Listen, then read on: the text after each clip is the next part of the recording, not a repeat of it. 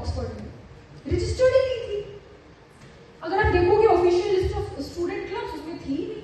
तो कल को आप भी कह सकते हैं कि हम तो सागर क्लब ऑफ ऑक्सफोर्ड है, हम कह रहे हैं कि हिंदूफोबिया नहीं है, तो वो उसको उठा लेगी क्योंकि वो विमर्श की एक क्या कहते हैं तुष्टि कर रही है।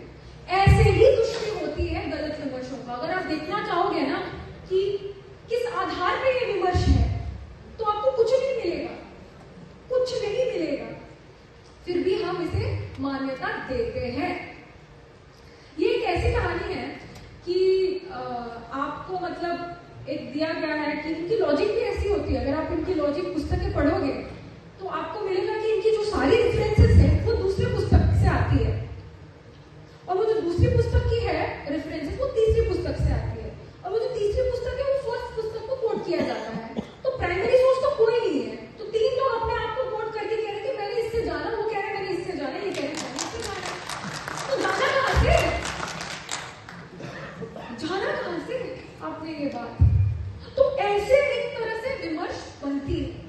तो जब आपके पास सत्य होता है ना, तो आपको इस बात से डगमगाने की कोई जरूरत नहीं है कि किसने इस बात को कहा है और कितनी मतलब एक कॉन्फिडेंस के साथ कह रहा है, और ये मतलब बड़े एक क्या कहते हैं फॉरेन के संपादक कह रहे हैं।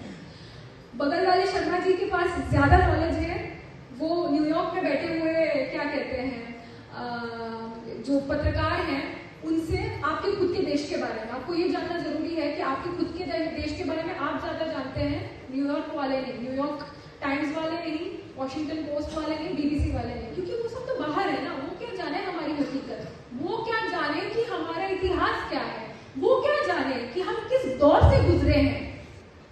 तो हमें उनकी बातों की पुष्टि करने की कोई जरूरत नहीं। और जब जब हम इस मानसिकता से निकलेंगे तब तक भारत का पुनरुत्थान होगा, हम विश्व गुरु बन पाएंगे, और हम वो जो गुलामी की मानसिकता है ना उससे फाइनली बाहर आ पाएंगे।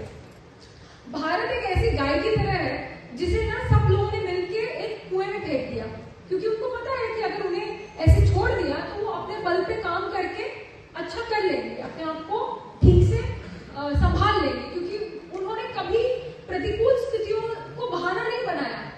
They've never used discrimination as an excuse not to excel। मैं ये कहती रहती हूँ कि प्रतिकूल स्थितियों को कभी बहाना नहीं बनाया विक्टिम बनने के लिए, हमेशा से काम किया। तो इसीलिए उन्होंने हमें कुएं में ढकेला है, इस विमर्श के कुएं में, और हम पर ना ऊपर से मिट्टी फेंक रहे हैं ताकि दुनिया को दिखे ना कि उन्होंने हमें कुएं में फेंका है। पर हमें क्या करना है, हमें उस मिट्टी को कुचल कुचल कर ऊपर आना है और सबको दिखाना है कि हम भारत हैं। तो इस बात से मैं अपने वक्तव्य को विराम देना चाहूंगी। धन्यवाद, नमस्कार।